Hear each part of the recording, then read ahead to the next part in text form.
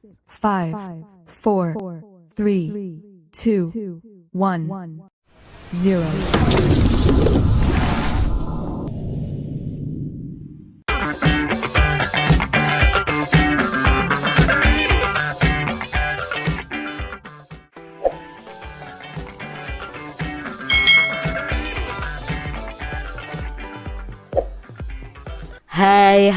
Hai, selamat datang di channel YouTube Kak Citra. Apa kabar adik-adik semuanya? Kak Citra berharap kalian dalam keadaan yang baik, sehat, dan siap untuk belajar ya. Hari ini kita akan bersama-sama belajar tematik kelas 3. Kita belajar di tema 6, energi dan perubahannya, subtema 1, sumber energi, pembelajaran yang kedua. Mari adik-adik kita belajar dengan penuh semangat ya. Hari ini Siti tidak lupa sarapan sebelum pergi ke sekolah. Siti merasa kuat dan semangat berangkat sekolah. Makanan dan minuman yang Siti makan memberi energi bagi tubuhnya. Energi inilah yang membuat Siti dapat melakukan kegiatan. Seperti saat ini, Siti akan melakukan senam lantai. Yuk kita bersama-sama senam bersama Siti ya. Selesai melakukan kegiatan senam, kita itu butuh istirahat dan minum adik-adik. Istirahat dan minum itu dapat mengembalikan energi yang telah terpakai. Selesai senam, Siti dan teman-teman kembali ke kelas. Mereka segera minum dan istirahat sejenak. Tidak lama kemudian, Siti dan teman-teman sudah segar kembali. Pak Guru mengajak mereka bermain menyusun huruf. Huruf itu disusun membentuk sebuah kata. Kosakatanya itu berhubungan dengan sumber energi. Nah, setelah kata terbentuk, mereka pun akan membuat kalimat. Di sini ayo kita susun huruf-huruf yang ada menjadi sebuah kata. Contohnya ini adik-adik, kalau disusun menjadi kata apa ya? Ya, ini kalau disusun menjadi kata matahari. Nah, sekarang ada ini adik-adik, kira-kira yang nomor 1 ini kalau disusun menjadi apa ya? Ya, ini kalau disusun menjadi kata energi. Lalu yang kedua, huruf-huruf ini kalau disusun menjadi kata, ya, menjadi kata cahaya. Kata berikutnya adik-adik yang nomor 3, kira-kira kalau disusun menjadi kata apa ya? Ya, kalau disusun menjadi kata fotosintesis. Kata yang keempat adik-adik, kira-kira kalau disusun menjadi kata apa ya yang berhubungan dengan sumber energi? Ya, ini adalah kata panas. Lalu yang kelima atau yang terakhir ini adalah kata sumber. Sekarang buatlah kalimat dari setiap kata tersebut. Di sini Kak Citra punya contoh. Misalnya tadi ada kata matahari.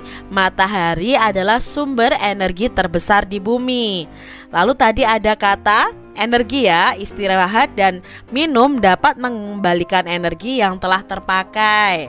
Lalu tadi ada kata cahaya. Nah, energi cahaya matahari bisa diubah menjadi energi listrik.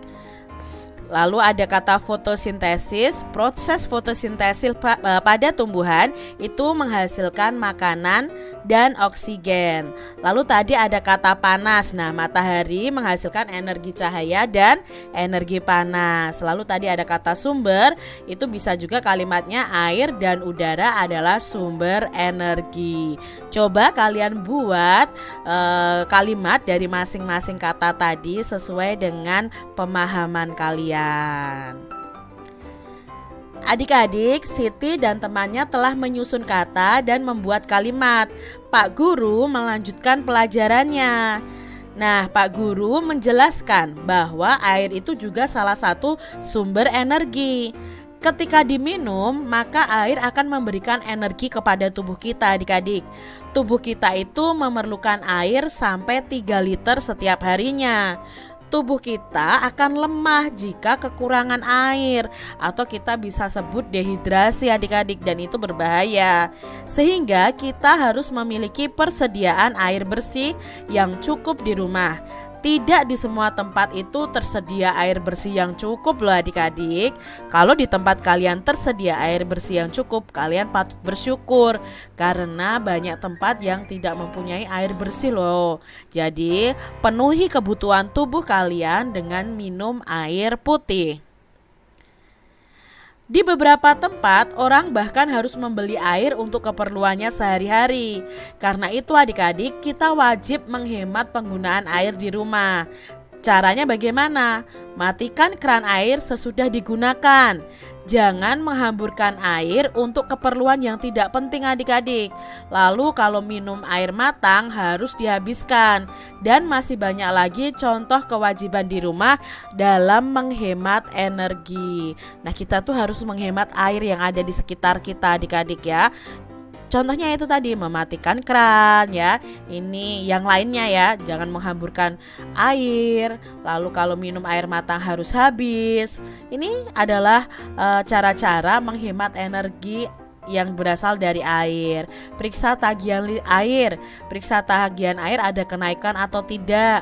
Mandinya lebih singkat, tidak terlalu mandi lama-lama ya. Jadi berendam itu juga boros air loh adik-adik. Matikan air, keran air saat bersabun atau sikat gigi. Ya, mencuci saat sudah pakaiannya sudah banyak. Ya, tidak sedikit lalu dicuci, sedikit cuci, tidak. Tapi kalau sudah banyak baru kita cuci. Pastikan tidak ada air yang menetes pada keran. Lalu berikutnya gunakan kembali air bekas cucian misalnya ya. Manfaatkan air limbah itu misalnya untuk menyiram ya.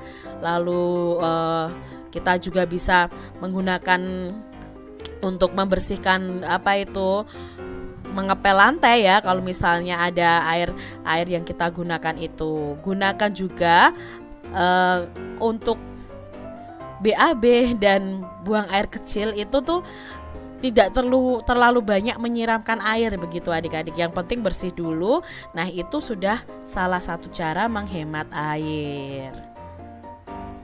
Bagaimana cara yang baik dalam menggunakan energi? Nah, untuk menggunakan energi, karena kebutuhan energi itu secara terus-menerus dan besar-besaran kita gunakan, maka ada kemungkinan kita akan kekurangan energi dari tahun ke tahun. Karena hal tersebut, maka kita perlu melakukan penghematan energi supaya tidak terjadi kekurangan energi adik-adik. Cara yang baik dalam menggunakan energi antara lain: 1. Menggunakan energi itu seperlunya saja. 2. Tidak membuang-buang atau boros energi. 3. Menjaga ketersediaan energi dengan baik. Itu tadi cara-cara kita menggunakan energi yang ada di sekitar kita. Contohnya kalau kita ingin menghemat energi listrik, ya matikan listrik saat tidak digunakan, matikan televisi jika tidak dilihat, dan lain sebagainya. Nah, tentukan perilaku yang menunjukkan kewajiban menghemat air dengan memberi tanda centang untuk gambar yang tepat dan tanda silang untuk gambar yang tidak tepat. Nah, di sini ada gambar-gambar yang akan kita lihat apakah kegiatan itu menghemat air atau tidak. Yang pertama, minum sampai habis, ini jelas menghemat air. Mematikan keran, ya ini menghemat air. Membuang-buang air nih Edo, ya ini tidak menghemat air adik-adik. Lalu gambar berikutnya, nah ini ya. Ini karena tidak hati-hati dia menyenggol ember yang berisi air, airnya tumpah. Berarti ini tidak menghemat air. Lalu di sini dia sedang gosok gigi tetapi keran airnya dinyalakan. Nah, ini juga tidak menghemat air. Menyiram tanaman dengan menggunakan alat penyiram adik-adik, ini juga menghemat air. Adik-adik, ingat ya bahwa menghemat energi itu adalah suatu kewajiban. Kewajiban itu adalah yang harus kita lakukan. Jadi kita harus menghemat energi. Demikian tadi adik-adik pembahasan kita di tema 6 subtema 1 pembelajaran yang kedua. Semoga video pembelajaran ini bermanfaat untuk adik-adik semuanya. Dan sampai jumpa lagi di video pembelajaran Kak Citra selanjutnya. Tuhan memberkati. Jangan lupa tekan tombol subscribe, lalu tekan loncengnya, tekan juga tombol like, lalu share ke media sosial kalian. Jangan lupa untuk ikuti media sosial Kak Citra. Terima kasih.